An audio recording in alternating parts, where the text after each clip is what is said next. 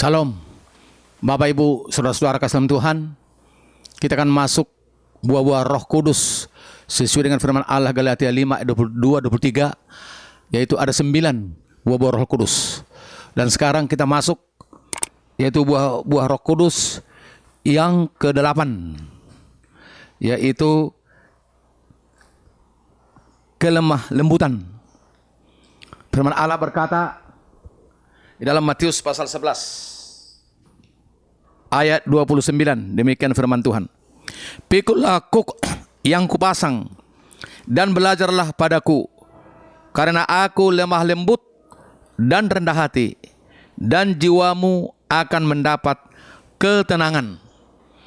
Jadi buah-buah Roh Kudus yang ke-8 adalah lemah lembut. Tuhan Yesus berkata bahwa dia adalah lemah lembut dan rendah hati.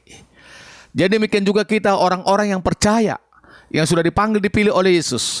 Kita harus lemah lembut dalam ucapan, di dalam perbuatan, di dalam hidup kita sehari-hari, sehingga tidak ada lagi dalam diri kita emosi, marah-marah, kata sia-sia, tetapi lemah lembut.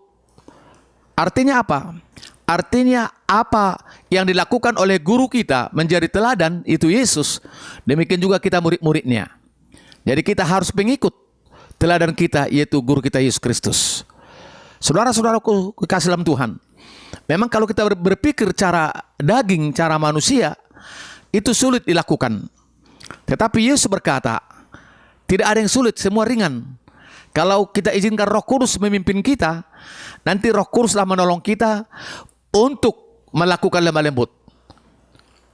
Contoh, banyak kadang-kadang hamba-hamba Tuhan, pendeta-pendeta, tadinya sebelum bertobat, sebelum lahir baru, banyak yang kebiasaan hidupnya marah-marah, emosi, sombong, tinggi hati, bohong, dan yang lain. Tetapi sesudah Roh Kudus bekerja, dia lahir baru, sehingga terjadilah buah-buah Roh Kudus kelemah lembutan. Kita melihat apa kata firman Tuhan juga dalam Amsal Sulaiman, yaitu pasal 15 ayat 4. Demikian firman Tuhan. Lidah lembut, lemah lembut adalah pohon kehidupan. Jadi kalau perkataan kita lidah lemah lembut, itu adalah pohon kehidupan. Jadi artinya kehidupan yang kekal dari Yesus, kehidupan bahagia sementara di bumi, kehidupan yang menjadi berkat bagi orang dalam ucapan, dalam perbuatan. Jadi kelemah lembutan itu bisa memang datang kepada kita karena Roh Kudus yang membentuk melalui firman Allah yang kita pelajari dan melalui urapan Roh Kudus, sehingga setiap firman itu hidup. Kan ada Roh Kudus yang menghidupkan, sehingga hidup kita belajar lemah lembut. Kadang-kadang banyak orang menafsir, katanya kalau orang lemah lembut tidak tegas. Itu beda. Dalam lemah lembut seperti Yesus guru kita, teladan kita, dia juga tegas.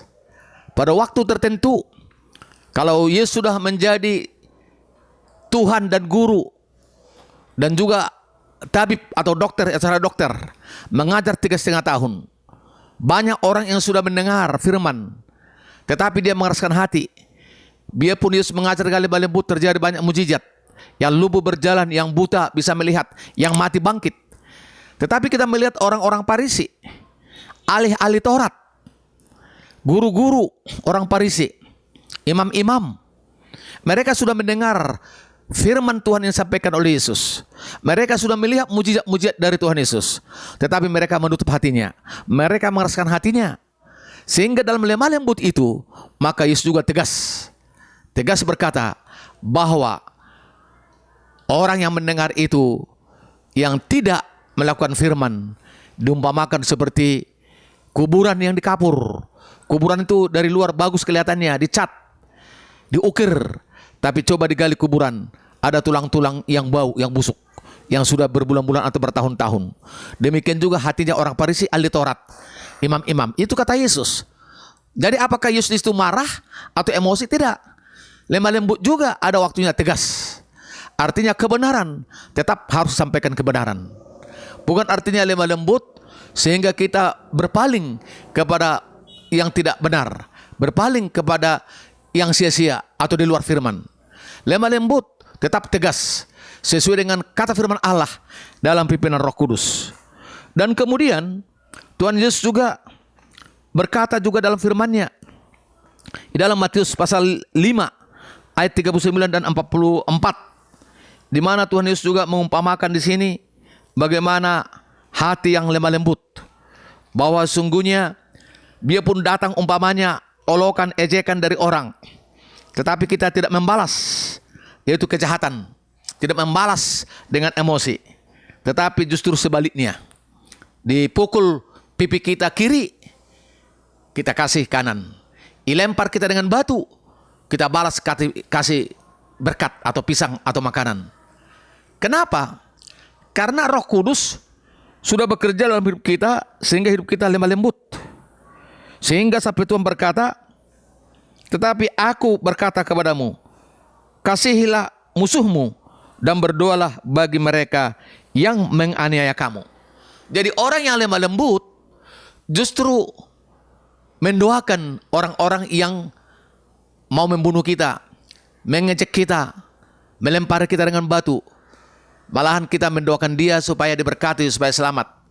Bahkan kita kasih berkat sama dia. Jadi itulah yang lemah lembut. Tuhan Yesus mengajar kita seperti guru kita itu Yesus, bahwa sungguhnya lemah lembut itu harus milik semua orang yang dipanggil dipilih oleh Tuhan Yesus. Karena apa? Karena Roh Kudus yang mengerjakannya dalam diri kita. Bukan usaha manusia, bukan kekuatan manusia, tetapi pekerjaan Roh Kudus. Jadi yang sudah tertulis dalam Galatia pasal 5 ayat 22-23 itu, salah satu buah-buah roh itu kelemah lembutan, dan itu tetap harus menjadi milik kita. Memang kadang-kadang kita diproses. Mungkin dalam ibadah dalam gereja kita lemah lembut kepada jemaat, kepada sesama kita hamba Tuhan, kepada orang yang anggota gereja, yang lama, yang baru, ya, bahkan di luar pun.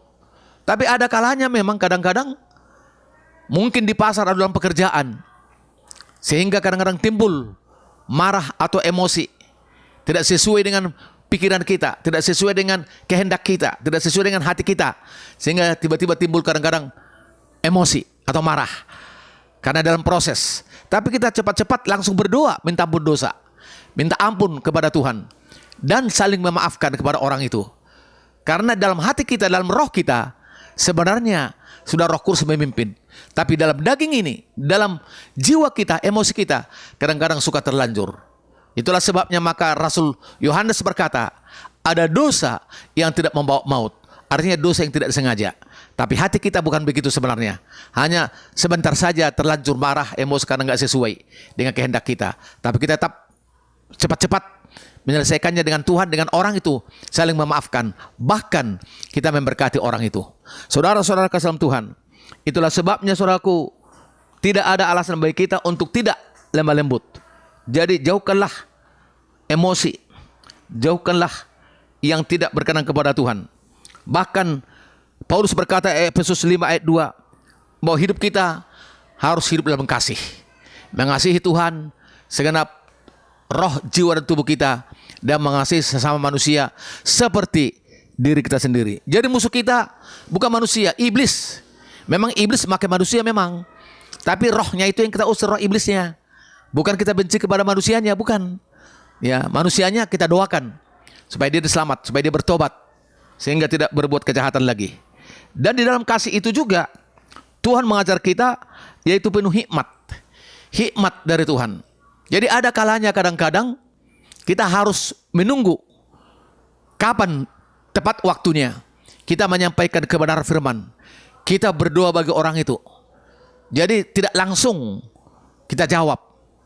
Ada waktu-waktunya nanti kita berdoa. Karena Yesus berkata, waktu engkau nanti dibawa ke pengadilan atau dibawa kepada orang-orang yang jahat, jangan engkau cepat-cepat menjawab katanya. Tapi berdoalah supaya Roh Kudus turun, sehingga jawaban kita tepat dengan lemah lembut menjawab orang-orang yang jahat itu.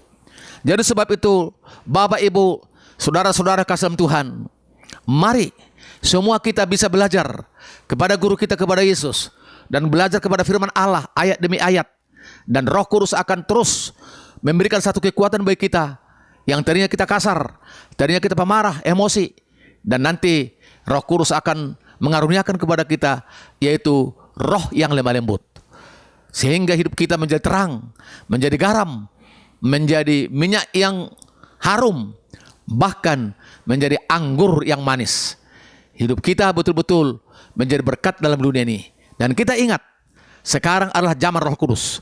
Apapun kejahatan dalam dunia ini, sesungguhnya itu di bawah oleh kuasa Roh Kudus. Maksudnya kuasa Roh Kudus lebih besar, kejahatan itu lebih kecil. Itulah bagi kita yang percaya. Maka tidak heran kalau Yesus berkata, pikul lakuk, yaitu beban, tanggung jawab, masalah, persoalan apapun yang datang. Dan itu ringan, kata Yesus. Sudah ringan, sentosa lagi, damai sejahtera lagi. Kenapa? Karena Roh Kudus yang lebih besar yang ada pada kita. Jadi kita perkatakan firman Allah dengan lemah lembut, dengan tegas, dengan urapan. Dan kita mendengar apakah kata suara roh, yaitu firman Allah yang hidup. Dan mata kita melihat, yaitu melihat kepada Yesus di kayu salib. Bukan melihat kelemahan orang, tapi melihat Yesus di kayu salib. Semuanya sudah dibayar oleh Yesus di kayu salib. Jadi kita belajar kepada Tuhan kita Yesus Kristus dengan lemah lembut dalam ucapan dan perbuatan. Tuhan memberkati, nama Yesus dimuliakan. Haleluya. Amin.